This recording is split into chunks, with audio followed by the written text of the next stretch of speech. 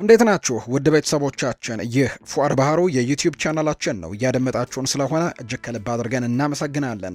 ዛሬም እንደተለመደው የተለያዩ የዝውውር ጉዳዮችን በዛሬው የዕለተ አርብ የፕሮግራማችን ላይ የከሳቱ ፕሮግራማችን ላይ ወደ እናንተ ልናደርስ ነው። በድጋሚ የተገናኘ ነው። ሰፋ ያሉ የዝውውር ጉዳዮችን እያነሳን ቆይታን እናደርጋለን። እናንተም ሀሳብ አስተያየቶቻችሁን ኮሜንት ቦክስ ላይ ልታጋሩን ትችላላችሁ። የተለያዩ የዝውውር ጉዳዮችን ሰፋ አድርገን እናነሳለን። በተለይ ትልልቅ የአውሮፓ ሚዲያዎች ዛሬ ከጠዋት ጀምሮ ስለ አውሮፓ ትልልቅ ክለቦች ያነሷቸውን የዝውውር ጉዳዮች ነው እያነሳን ቆይታን የምናደርገው።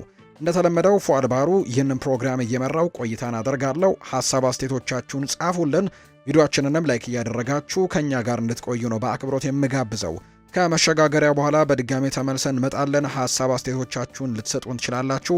በቀጥታ ወደ ዛሬ ፕሮግራማችን የምናመራ ይሆናል። አብራችሁኝ ቆዩ።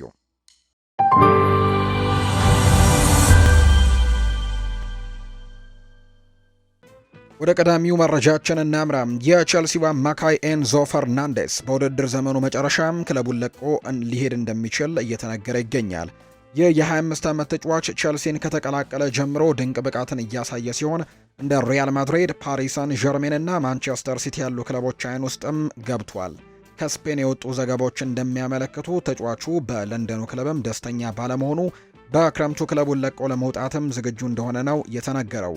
ማንቸስተር ሲቲ ደቡብ አሜሪካዊውን ተጫዋች ለማስፈረም ስልታዊ እንቅስቃሴዎችን የጀመረ ሲሆን ክለቡ ከፍተኛውን ክፍያ ለመክፈልም ዝግጁ መሆኑን ማየት የሚጠበቅበት ይሆናል። ፔፕ ጓርዲዮላ ለተጫዋቹ ከፍተኛ ግምት የሚሰጡት ሲሆን ፈርናንዴስ በመሃል ሜዳ ላይ ጥራት ያለው ተጨማሪ አቅም እንደሚሆንም ነው የሚያምኑት። ማንቸስተር ሲቲ በመሃል ሜዳ ላይ ተጨማሪ የፈጠራ ችሎታ የሚያስፈልገው ሲሆን የ2022 የዓለም ዋንጫ አሸናፊው ትልቅ ለውጥንም ሊያመጣ ይችላል ተብሏል። እርሱ ለቡድኑ ቁጥጥርን፣ ፈጠራን፣ ግስጋሴንና ግቦችንም ይጨምራል። አሁንም ገና ወጣትና ብዙ ተስፋ ያለው ተጫዋች በመሆኑ የበለጠ ሊሻሻል እንደሚችልም በርካቶች እየገመቱ ይገኛሉ። ቼልሲ ለተጫዋቹ ወደ 150 ሚሊዮን ዩሮ ገደማ ዋጋ የሚሰጠው ሲሆን ማንቸስተር ሲቲም ይህንን ያክል ከፍተኛ ገንዘብ ለማውጣትም ዝግጁ መሆኑ ገና የሚታይ ነው። ፈርናንዴዝ በፕሪሚየር ሊጉ በደንብ የተላመደ በመሆኑ ክለቡን ከተቀላቀለ በማንቸስተር ሲቲ ውስጥም ፈጣን ተጽዕኖችን ሊያሳድር እንደሚችል እየተነገረ ይገኛል። ነገር ግን ወደ ማንቸስተር ሲቲ የማምራቱ ነገር በፍጹም የሚሳካ አይመስልም። ለአንድ ሀገር ተቀናቃኛቸው ቼልሲዎች አሳልፈው ይሰጣሉ ተብሎ ግን አይጠበቅም። ከዛ ውጭ ግን ምናልባት ተጫዋቹ ወደ ሪያል ማድሪድ ሊያመራ የሚችልበት እድሉ ነው በጣም ሰፊ እንደሆነ እየተነገረ የሚገኘው። ስለዚህም ወደ ሪያል ማድሪድ የማምራት እድሉ ሰፋ ያለ ሊሆን እንደሚችል የሚያሳዩ ዘገባዎች ይወጣሉ ተብሎ ነው የሚታሰበው። ስለዚህ አሁን ላይ ሪያል ማድሪዶችን የመቀላቀል እድል እንዲሁ አስደሳች ነው የሚሆነው ለተጫዋቹ። እርሱ በዓለም ላይ ካሉ ታላላቅ ክለቦች መካከል አንደኛው ለሆነው ክለብም ለመጫወት ፍላጎቱ አለው። የደቡብ አሜሪካ ተጫዋቾች ደግሞ ወደ ላሊጋ መሄድን ይመርጣሉ። በእንግሊዝ ያለውን ብቃት አስቀድሞ ያሳየ ሲሆን አሁን ደግሞ አዲስ ፈተና ሊመርጥ ይችላል። ሁኔታው እንዴት እንደሚቀጥል ግን ወደፊት በትልቁ የሚታይ ነው የሚሆነው። በክረምቱ የዝውውር መስኮት አርሰናልና ማንቸስተር ሲቲ ሮድሪጎ ሞራን ለማስፈረምም ከኒውካስል ዩናይትድ ጋር ፉክክር ይጠብቃቸዋል። ይህ 18 ዓመት የጨዋታ አቀጣጣይ በፖርቶ ቤት ድንቅ ብቃትን እያሳየ የሚገኝ ሲሆን ኒውካስል እሱን ለማስፈረም የክለቡን የዝውውር የገንዘብ መጠን ክብረ ወሰንንም ለመስበር ተዘጋጅቷል። ከስፔን የወጡ ዘገባዎች እንደሚያመለክቱት ኒውካስል ተጫዋቹን ለማግኘት 100 ሚሊዮን ዩሮ ለመክፈል ፍቃደኛ ነው። ክለቡ ከአርሰናል ጋር ከማንቸስተር ሲቲ ጋርም ፉክክር ይጠብቀዋል። ከሶስቱ ክለቦች መካከል ዝውውሩን ማን ሊያጠናቅቅ እንደሚችል ማየቱ ግን አስደሳች ያደርገዋል። ሞራ ብሩህ ተስፋ ያለው ወጣት ተጫዋች ቢሆንም ለቡድኑ ደግሞ የፊት መስመር ላይ የፈጠራ ችሎታንና ቴክኒካል ብቃትንም ሊጨምር ይችላል።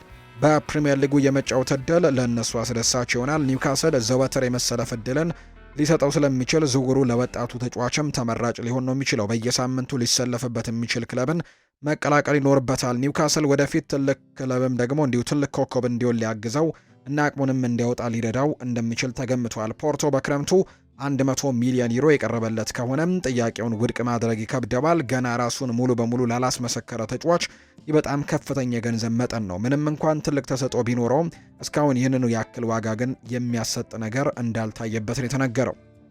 አርሰናል ወይም ሲቲ ይህን ያክል ገንዘብ ለሱ ይከፍላሉ ተብሎ በጨረሻ አይታሰብም። በፊት መስመር ላይ የፈጠራ ችሎታ ቢያስፈልጋቸውም ሌሎች የቡድኑን ክፍሎች ለማጠናከርም ነው የሚፈልጉት። ለሞራ 100 ሚሊዮን ዩሮ ማውጣት የእቅዳቸው አካል አይሆንም። ኒውካስልም ግልጽ የሆነ የዝውውር ጥያቄን አቅርቦ ስምምነቱን ሊያጠናቀቅ ይችል እንደሆነ ማየቱ የሚጠበቅ ጉዳይ ይሆናል ተብሎ ነው የሚታሰበው። ቶተናም በክረምት ሊያደርጋቸው የሚችላቸው ዝውውር ቅድመ ዝግጅት እንደሆነ አንዳንድ መረጃዎች እየወጡ ነው። ይህ የ56 ዓመቱ ጀርመናዊ አሰልጣኝ ኢጎር ቱዶርን ለመተካትም እንደ አማራጭነት ሊቀርቡ ይችላሉ። ቶተናም በክረምቱ ጥራት ያላቸው አሰልጣኞችን ለማምጣት የሚያስፈልገው ሲሆን ለሁተር ጥያቄ ያቀርቡ እንደሆነ ማየቱ ትኩረት የሚስብ ጉዳይ ነው። እሳቸው በፈረንሳይ ብቃታቸውን ያሳዩ በመሆናቸው በሰሜን ለንደኑ ክለብም ምርጥ አማራጭ ሊሆኑ ይችላሉ። በፕሪሚየር ሊጉ የማሰልጠን እድል ለሳቸውም ቢሆን አስደሳች ነው። ቶተናም በአሁኑ ወቅት በፕሪሚየር ሊጉ ላለመውረድ እየተፋለመ ሲሆን ደግሞ በዚያ ሁኔታ ውስጥ መገኘት በጭራሽ አይፈልጉም። በቀጣዩ የውድድር ዘመን ለዋንጫዎች ለመወዳደር ተስፋ የሚያደርጉ ሲሆን ለዚህ ደግሞ ጥራት ያለው አሰልጣኝ ያስፈልጋቸዋል። ባለፉት ወራት ደግሞ ስማቸው ከበርካታ አሰልጣኞች ጋር ተያይዟል። የክለቡን እውነተኛ አቅም ሊያወጣ የሚችል አሰልጣኝ መምጣት የሚችሉ እንደሆነ ማየቱ የሚጠበቅ ነው። ሩዲ ጋሌቲ እንደዘገበው ከሆነ ክለቡ ስለ 56 ዓመቱ ጀርመናዊ አሰልጣኝ መረጃዎችን የሰበሰበ ሲሆን በክረምቱ ጥያቄ ለማቅረብ እየተዘጋጀ ነው። እሳቸው ሞናኮን እንዲሁ ለቀው ወደ እንግሊዝ ለመምጣትም ዝግጁ መሆናቸው ወደፊት የሚታይ ይሆናል። ይህ በሙያቸው ቀጣዩ ትክክለኛ እርምጃ ሊሆን ይችላል። ዓላማ ያለው የፕሪሚየር ሊግ ክለብን መቀላቀልም በእሳቸው እጅግ አጓጊ ሊሆን እንደሚችል ነው የተናገረው። ቶተንሃምም ከፈረንሳይ ክለብ የተሻለ ገንዘብ አቅምም ስላለው ጠንካራ ቡድን ለመገንባትም ይጥራል ነው የተባለው። ክለቡ ምንም እንኳን በመቸገር ላይ ቢሆንም ጥራት ያላቸው ተጫዋቾች ያሉት በመሆኑ ትክክለኛው አሰልጣኝ ምርጥ ብቃታቸውን ሊያውጣላቸው ይችላል። ይህም ለ56 ዓመቱ አሰልጣኝም አስደሳች ፈተና ሊሆን ይችላል። ሁኔታው በሚቀጥሉት ጥቂት ወራት ውስጥም እንዴት እንደሚሄድ ማየቱ ትኩረት የሚስብ ጉዳይ ነው። ሁተር በዚህ የሙያ ዘመናቸው በአማካይ በየጨዋታው 1.78 ነጥቦችን የሚያስመዘግቡ ሲሆን ቶተናም ወደ ነበረበት እንዲመለስም በትልቁ ሊረዱት ይችላሉ። የወልቭሱ ኮከብ ጃኦ ጎሜስ የክለቡ አመራሮች በክረምቱ በመሃል ሜዳ ላይ ለሚያደርጉት ከፍተኛ ለውጥም እንደ ዋነኛ ምርጫም ተለይቷል። ወልቭስ በአሁኑ ወቅት ወደ ሻምፒዮንሺፕ ላለመውረድ ከፍተኛ ትግል እያደረገ በመሆኑ ይህ የ25 ዓመት ብራዚላዊ በቅናሽ ዋጋም በግምት 44 ሚሊዮን ፓውንድ ሊገኝ ይችላል ተብሎ ነው የሚጠበቀው። በሮብ ኤድዋርድስ ለሚመራው ቡድን አስቸጋሪ በሆነው የውድድር ዘመን ጎሜስ ጥቂት ከሚባሉ ተስፋ ሰጪ ተጫዋቾች አንደኛው ሲሆን በቅርቡ በአስተን ቪላና በሊቨርፑል ላይም በተገኘው ድል ላይ ድንቅ ብቃቱን አሳይቷል። በብሔራዊ ቡድንም የመሰለፍ ዕድሉን ለማስፋትም በፕሪሚየር ሊጉ መቆየትን የሚመርጥ ሲሆን ባለፈው ክረምትም ከሞሊኒው ወደ ኦልድ ትራፎርድ ከተዘዋወረው የቅርብ ጓደኛው ማቲያስ ኩኛህ ጋርም ዳግም ለመገናኘት ፍላጎት እንዳለው ነው የተነገረው። ዘሚረር እንደዘገበው ኢኒዮስና የዩናይትድ የተጫዋቾች ምልመላ ቡድን ለ2026-27 የውድድር ዘመን ሁለት አዳዲስ አማካዮችን ወደ ገበያው ወጥተዋል። የውሳኔ የተላለፈው በሰኔ ወር ኮንትራቱ ሲያልቅም ክለቡን ለቆ እንደሚወጣ በተረጋገጠው በካሴሜሮና ከፓሪስ ሰን ዠርሜን ከመጣ በኋላ ከእንግሊዝ እግር ኳስ ጋር ለመላመድ በተቸገረው ማኑኤል ኡጋርቴ ምትክ ነው። ጎሜስ 6 ተጫዋቾች ባሉበት ዝርዝር ውስጥ ቀዳሚው ሲሆን ዝርዝሩ የሚመለከተው ነው። ኤሊዮት አንደርሰን አለበት፣ ቀዳሚ ነው። ማንቸስተር ሲቲም ተጫዋቹን ለማግኘት ቀዳሚ እንደሆነ ግን ይነገራል። አደም ዋርተን ሌላኛው ነው። በሊቨርፑል ጨምሮ በበርካታ የፕሪሚየር ሊግ ክለቦችም የሚፈለግ ነው። ሳንድሮ ቶናሊም እንዲሁ ይነሳል። ኒውካስል በአውሮፓ ውድድሮች የማይሳተፍ ከሆነ እንደ ዋነኛ ምርጫ የሚታየው ይህ ተጫዋች ነው። ባሌባ ዩናይትድ ባለፈው ክረምት ሳይሳካለት የቀረው የብራይተን ኮከብን የማስፈረም ፍላጎት አሁንም አለው። እንዲሁ ብሩኖ ጉማሬሽም ይጠቀሳል። ማንቸስተር ዩናይትድ አስቀድሞ ግንኙነት መጀመሩን የሚያሳዩ መረጃዎች ናቸው የወጡት። ጎሜስ የዩናይትድ የመሃል ሜዳ ሲያጣው የነበረውን ኳስ ደግሞ ነጣቂ ሞተር ተደርጎ በሰፊው ይታያል። የጨዋታ ስልቱ በከፍተኛ ጫና ፕረስ የማድረግ ብቃቱና ምርጥ በመከላከል ብቃት ላይ የተመሰረተ ነው። በዚህ የውድድር ዘመን በፕሪሚየር ሊግ አማካዮች መካከልም ኳስን በመንጠቅና በማቋረጥም እንዲሁ ታክልና ኢንተርሰፕሽን በማድረግም በጥሩ ደረጃ ላይ ነው የሚገኘው። በእድሜው መክፋት ምክንያት የመንቀሳቀስ ችግር ካጋጠመው ካሴሜሮ በተቃራኒ ጎሜዝ በሜዳው ላይ ሰፊ ቦታዎችን ለመሸፈን የሚያስችል የማገገሚያ ፍጥነትም እንዳለው በርካቶች ይናገራሉ። ኳስን ከመከላከል በቀጥታ ወደ ማጥቃትም የመቀየር ችሎታ በዩናይትድ አሰልጣኞች ስብስብ ለሚመረጠው የሽግግር ስልት ወይም ትራንዚሽናል ስታይል ደግሞ ፍጹም ተስማሚ ተደርጎ ነው የሚወሰደው። የቀድሞ የቡድን አጋሩ ማቲያስ ኩኛህም የእሱን ተጽዕኖ ከካሴሜሮ ምርጥ ብቃት ጋር በማነጻጸር ጥሩ ነገሮች እንደሚሰጣቸውም ጭምር ነው እየተናገረ የሚገኘው። ሊቨርፑል በክረምቱ የዝውውር መስኮት አሌሳንድሮ ባስቶኒን ለማስፈረም ፍላጎት ያሳየ ሲሆን ስለ ተጫዋቹን መረጃዎችን ጠይቋል። ስፖርትስ የተሰኘው የስፔን መረጃ ምንጭ እንደዘገበው ከሆነ የጣሊያኑ ክለብ ተጫዋቹን ከ50 ሚሊዮን ዩሮ በላይም በሆነ ዋጋ ለመሸጥ ዝግጁ ነው። ባርሴሎናም የተጫዋቹን ሁኔታ በቅርበት እየተከታተለ ይገኛል። ሊቨርፑል የዝውውር ፉክክሩን አሸንፎ ተጫዋቹን የግሉ ማድረግ ይችል እንደሆነ ማየቱ ትኩረት የሚስብ ጉዳይ ነው። ኢብራሂማ ኮናቴ በክረምቱ ክለቡን የሚለቅ ከሆነ ሊቨርፑል ጥራት ያለው የመሃል ተከላካይ ያስፈልገዋል። ጆ ጎሜዝም በተመሳሳይ ክለቡን ይለቃል ተብሎ ይጠበቃል። ባስቶኒ በቦታው በዓለም ላይ ካሉ ምርጥ ተጫዋቾች አንደኛው ሲሆን ለቡድኑ ትልቅ ተጨማሪ አቅም ሊሆን ይችላል። የ26 ዓመት ተከላካይ በአሁኑ ወቅት በምርጥ ብቃቱ ላይ የሚገኝ በመሆኑ በፕሪምየር ሊጉ ላይ ፈጣን ተጽዕኖዎችን ሊያሳድር ይችላል።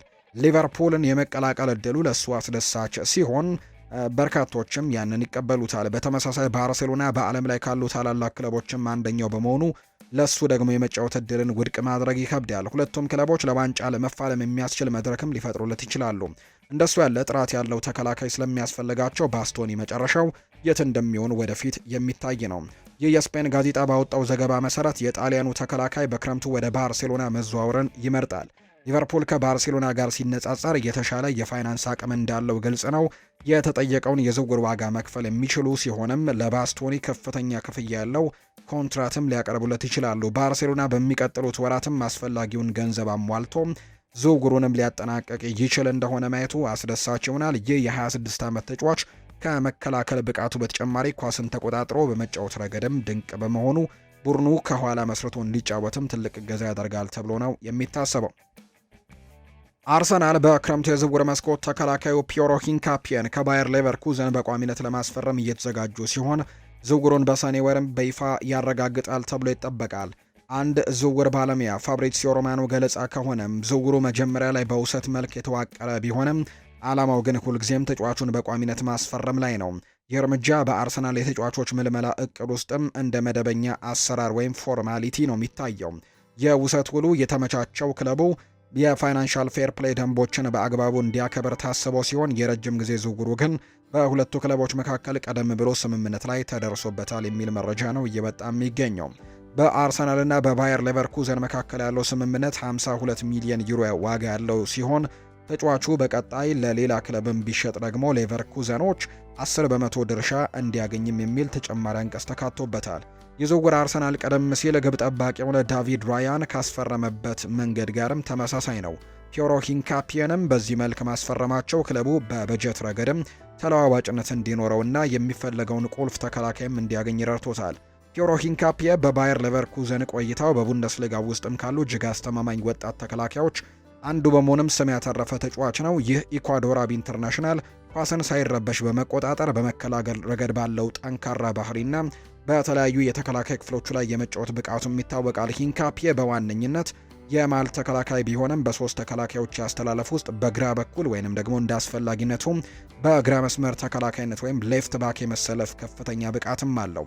ይሁን ለገብነቱ በሚኬል አርቴታና በአሰልጣኞች ቡድንም ዘንድ ከፍተኛ ግምት እንዲሰጠው አድርጎታል። የእሱ በቋሚነት መፈረም ለአርሰናል የተከላካይ ክፍል ተጨማሪ ጥልቀትና ጥንካሬ ነው የሚጨምረው። ሂንካፒየ ለአርሰናል የተከላካይ ክፍል በጣም ዘመናዊና ሁለገብ አማራጭ ነው።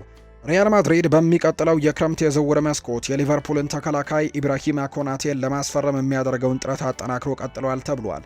እንደ ስፔኑ የዜና ምንጭ ዲፌንሳ ሴንትራል ዘገባ ከሆነ የላሊጋው ግዙፍ ክለብ ፈረንሳዊውን የመሃል ተከላካይ ወደ ሳንቲያጎ ቤርናቢው ለማምጣት ያለውን እድል ለማጥናትም ከተጫዋቹ ወኪሎች ጋር ዳግም ንግግር ጀምሯል። የኮናቴ ኮንትራት በዚህ ውድድር ዓመት መጨረሻ የሚጠናቀቅ ቢሆንም እስካሁን ከሊቨርፑል ጋር በውል ማራዘሚያ ላይ ስምምነት ላይ አለመድረሱ ስለ ወደፊት ቆይታውም የሚነገሩ ወሬዎችን እንዲባባሱና የታላላቅ ክለቦችም ትኩረት እንዲስብ አድርጎታል ነው የተባለው። ኢብራሂማ ኮናቴ የሊቨርፑል የተከላካይ ክፍል ወሳኝ አካል ቢሆንም ክለቡ ግን አሁንም አስቸጋሪ ሁኔታ ውስጥ ገብቷል። የውል ማራዘሚያ ንግግሮችም እስካሁን ምንም አይነት መሻሻል አለማሳየታቸው ክለቡ ቁልፍ ተጫዋቹን በነፃ ዝውውርም ሊያጣ የሚችልበት ስጋትን ፈጥሯል።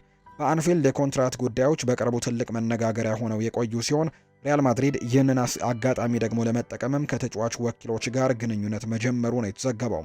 የሪያል ማድሪድ ፍላጎት ክለቡ ምርጥ ተሰጥኦ ያላቸው ተጫዋቾችን ወደ ስብስቡ የመቀላቀል ቡድኑን ለማደስ ከሚከተለው ስትራቴጂ ጋርም ይጣጣማል። ስፔናዊው ግዙፍ ክለብም ባለፉት ጥቂት ዓመታት ኮንትራታቸው ሲጠናቀቅ የተቃረቡ ከፍተኛ ደረጃ ያላቸው ተጫዋቾችን ያለ ዝውውር ክፍያም በማስፈረም የሚታወቅ ነው። ሊቨርፑል ባለፈው ክረምትም ትሬንት አሌክዛንደር አርኖልድን ለሪያል ማድሪድ በነጻ ሰጥቷል። እዚህ ደግሞ ክረምት ላይ ኮናቴን የቀድሞ የቡድን አጋሩን ተከትሎ ወደ ቤርናቢው ሊያመራ የሚችልበት እድል ሰፊ ነው። የማድሪዱ ፕሬዝዳንት ፍሎሬንቲኖ ፔሬዝ ተጫዋቹ በነጻ ዝውውር ወደ ስፔን እንዲመጣ ለማሳመንም 15 ሚሊዮን ዩሮ የፊርማ ቦነስም ለማቅረብ ዝግጁ መሆናቸውን የተነገረው።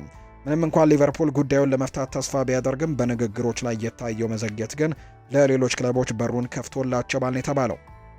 የሊቨርፑል መከላከል ምሰሶ የሆነው ኮናቴም መልቀቅ ለሌሎች ተቀናቃኝ ክለቦቻቸው ደግሞ በጣም ከባድ ሊያደርግባቸው ሊቨርፑሎች ላይና ተቀናቃኞቻቸው ደግሞ ሊደሰቱበት እንደሚችሉ ነው የተነገረው። የሊቨርፑል የግራ መስመር ተከላካይ አንዲ ሮበርትሰን በጥር የዝውውር መስኮት ቶትናም ሆትስፐርስ እሱን ለማስፈረምም ፍላጎት አሳይቶ እንደነበር አረጋግጧል። ሆኖም ግን ስኮትላንዳዊው ኢንተርናሽናል በአንፊልድ ለመቆየት መርጧል። የተጽዕኖ ፈጣሪ ተከላካይ የዝውውር ባለሙያ ፋብሪዚዮ ሮማኖ በዘገበው መረጃ መሰረትም ባለፉት 10 ዓመታት የእግር ኳስ ሕይወቱን ለገነባበት ክለብም ያለውን ታማኝነት በማሳየት ለመቆየትም መወሰኑ ግልጽ አድርጎታል። ምንም እንኳን ክለቡ የተከላካይ ክፍሉን ለማደስ እያቀደ ቢሆንም የ31 ዓመቱ ሮበርትሰን አሁንም በቡድን ውስጥ ወሳኝ ስፍራ እንዳለው ነው የሚነገረው። ቶተንሃም በክረምቱ የዝውውር መስኮት የግራ ተከላካይ ክፍሉን ለማጠናከር አማራጮችን ሲያጠን የነበረ ሲሆን የሮበርትሰን ልምድና መሪነትም ለክለቡ ተመራጭ አድርጎት ነበር። ሮበርትሰን በማይሰለች ትጋቱ ለአጥቂዎች በሚያቀርባቸው ድንቅ ኳሶችና በመከላከል ብቃቱ በፕሪሚየር ሊጉ ካሉ ምርጥ ተከላካዮች አንዱ እንደሆነ ይታወቃል። ሮበርትሰን ስለ ፍላጎቱ ሲናገርም እንዲህ ነው ያለው። በጥር ወር ከስፐርስ የቀረበ ፍላጎት እንደነበር ግልጽ ነው። ሆኖም ግን የኔ ውሳኔ ግን መቆየት ነበር ብሏል። ይህ ክለብ ሁሉም ነገር ሰጥቶኛል፣ እኔም ደግሞ ለዚህ ክለብ ያለኝን ሁሉ ሰጥቻለሁ። ሁልጊዜም ቁርጠኛ ነኝ። አሁን ላይ ስለ ወደፊት ቆይታዬ የምወስነው እኔ እንደተወሰነ ይፋ አድርጋለሁ ብሏል። እንደ አውሮፓውያኑ አቆጣጠር በ2017 ከሃል ሲቲ ሊቨርፑልን የተቀላቀለው ሮበርትሰን በየርገን ክሎፕ ስርም ከትሬንት አሌክዛንደር አርኖልድ ጋር በመሆን በዓለም እግር ኳስ ውስጥ የሚደነቅ የተከላካይ ጥምረትም ፈጥሮ ነበር። በሊቨርፑል ቆይታውም በፕሪሚየር ሊግ፣ በቻምፒየንስ ሊግ፣ በኤፍኤ ካፕ እና የሊግ ካፕ ድሎችን በመቀናጀት ትልቅ ስኬትን አስመዝግበዋል። ምንም እንኳን የቶትናም ፍላጎት ለሮበርትሰን ልምድ ያለው ከፍተኛ ግምትን ቢያሳይም ተጫዋቹን ለማቆየት መወሰኑ ግን ከሊቨርፑል ጋር ያለው ጥልቅ ትስስርን የሚያሳይ ነው። ስለ ቀጣዩ ምዕራፍ የሚሰጠው ውሳኔም በዚህ ዓመት መጨረሻ ላይ ሊታወቅ ይችላል ነው የተባለው። ሮበርትሰን በአሁኑ ሰዓት ሊቨርፑልን ለቆ ወደ ቶትናም አለመሄዱ ለክለቡ ደጋፊዎችም ትልቅ እፎይታ እንደሚሰጥ ነው የሚነገረው። በተለይም እንደ ኮናቴና ትሬንት ያሉ ተከላካዮች የወደፊት ነገራቸው በተለይ ትሬንት መሄዱ የተረጋገጠ ጉዳይ እንደነበር እናስታውሳለን። በአምናው የክረምት የዝውውር መስኮት ወደ ሪያል ማድሪድ ተቀላቅሏል። ኮናቴም ደግሞ የትሬንትን መንገድ ሊከተል ይችላልና ሮበርትሰን በክለቡ ሊቆይ የሚችልበት እድል መኖሩ ግን ጥሩ ዜና ሊሆንላቸው እንደሚችል ነው የተነገረው። አስተን ቪላ በሚቀጥለው የክረምት የዝውውር መስኮት የዌስትሃም ዩናይትዱን አጥቂ ዣሮድ ቦወንን ለማስፈረም ያለውን እድል እያጠና መሆኑ ተነግሯል። በማህበራዊ ሚዲያ ላይ እየተሰራጩ ያሉ መረጃዎች እንደሚጠቁሙት የቪላው ክለብ ስለዚህ የእንግሊዝ ኢንተርናሽናል ዝውውር መጀመሪያ ደረጃ ጥያቄዎችን አቅርበዋል። ምንም እንኳን እስካሁን ይፋዊ የዝውውር ሂሳብ ባይቀርብም ጃሮድ ቦወን ግን በዚህ የውድድር ዓመት መጨረሻ አዲስ ፈተናን ለመጀመር ፍላጎት እንዳለው መታመኑ የብዙዎችን ትኩረትም ስቧል። አስቶን ቪላም ዝውውሩን በቁርጠኝነት የሚገፋበትም ከሆነ ከፕሪሚየር ሊጉ ግዙፍ ክለብ ማንቸስተር ዩናይትድ ጠንካራ ፉክክር ሊገጥመው ይችላል የተባለው ጃሮድ ቦወን ባለፉት የውድድር ዓመታት የዌስትሃም ወሳኝ ተጫዋችና የቡድኑ ደግሞ ካፕቴን በመሆንም አገልግሏል። ይህ ሁለገብ አጥቂ ደግሞ በፍጥነቱ በፈጠራ ብቃቱና ግብ በማስቆጠር ችሎታውም በዌስትሃም ውስጥም እጅግ አስተማማኝ ተጫዋች ሆኖም ቆይቷል። ባለፉት ጥቂት ዓመታትም ውስጥ ጃሮድ ቦወን በግብና በግብ አሲስት ረገድም ለዌስትሃም ዩናይትድ ከፍተኛ አስተዋጽኦም ካደረጉ ተጫዋቾች መካከል በቀዳሚነት የሚጠቀስ ነው። በዋነኝነት በቀኝ ክንፍ ላይ ቢሰለፍም እንደ አስፈላጊነቱ በመሃል አጥቂነትም የመጫወት ብቃቱ ለቡድኑ ትልቅ የታክቲክ አማራጭም ሆኖ ቆይቷል። ለዌስትሃም ዩናይትድ ያለው አስፈላጊነት ከፍተኛ ቢሆንም በተለያዩ የፕሪሚየር ሊግ ክለቦች እይታ ውስጥ መቆየቱ ስለ ወደፊት ቆይታው ደግሞ ጥርጣሬዎችን ሲፈጠር ቆይቷል ነው የተባለው። አሰልጣኝ ኡናይ ኤምሪ ወደ አስተን ቪላ ከመጡ በኋላም ክለቡ በሀገር ውስጥም ሆነ በአውሮፓ መድረክ ተወዳዳሪ ሊያደርጉት የሚችሉ ተጫዋቾችን ለማስፈረም ቡድኑን እያጠናከረ ይገኛል። የጃሮድ ቦወን ብቃት ከዚህ ስትራቴጂ ጋር በሚገባ ይጣጣማል። በተቃራኒ ቡድን ላይ ጫናዎችን የመፍጠር ወይም ፕረስ የማድረግ ብቃቱ፣ የግብ ዕድሎችን የመፍጠር ችሎታውና ያለው የፕሪሚየር ሊግ ልምድ ደግሞ ለቪላ ተጨማሪ የማጥቃት አማራጭም ይሆንለታል ነው የተባለው። ጃሮድ ቦወን በዚህ የውድድር ዓመት እየተቸገረ በሚገኘው የዌስትሃም ቡድን ውስጥም 8 ግቦችን በማስቆጠርና 6 ለግብ የሚሆኑ ኳሶችን በማመቻቸት ብቃቱም ራሱን አሳይቷል ነው የተባለው። ጃሮድ ቦወን በፕሪሚየር ሊጉ የተፈተነና እጅግ ታታሪ አጥቂ በመሆኑም ለማንቸስተር ዩናይትድ የቀኝ ክንፍም ትልቅ መፍትሄ ሊሆን እንደሚችል በርካቶችም ግምቶቻቸውን እየሰጡ ይገኛሉ። ቪላና ዩናይትድም ፉክክር ሊያደርጉ እንደሚችሉ ነው የተገመተው። የቶተንሃም ሆትስፐርስ ግብ ጠባቂ ጉሌርሞ ቪካሪዮ በክለቡ ዙሪያ ያለውን አለመረጋጋትና የወደፊት ቆይታ ጥርጣሬ ውስጥ መውደቁን ተከትሎ በዚህ ክረምትም የዝውውር መስኮት ወደ ሴሪኤው ለመመለስ እያሰበ መሆኑ ተዘግቧል። እንደ ጣሊያኑ ቱቶ ስፖርት ዘገባ ከሆነም ይህ ጣሊያናዊ ኢንተርናሽናልም በውድድር ዓመቱ መጨረሻ ሰሜን ለንደንን ለቆ ለመውጣት ፍላጎት አለው። በተለይም ቶተንሃም አሁን ያለበትን ደካማ ብቃት ማስተካከል ካልቻለ መልቀቁ አይቀሬ ነው። ቶተንሃም አሁን ላይ በሊጉ የደረጃ ሰንጠረዥ እጅግ አስጊ ሁኔታ ላይ ነው የሚገኘው። በወራጅ ቀጠናውን 1 ነጥብ ብቻ ከፍ ብለው ነው የተቀመጡት 17ኛም ደረጃ ላይ። ስለዚህም ወደ ታችኛው ሊግ ወይም ወደ ሻምፒዮንሺፕ የመውረድ ስጋት አሁንም እውነተኛ ስጋት ሆኖባቸዋል።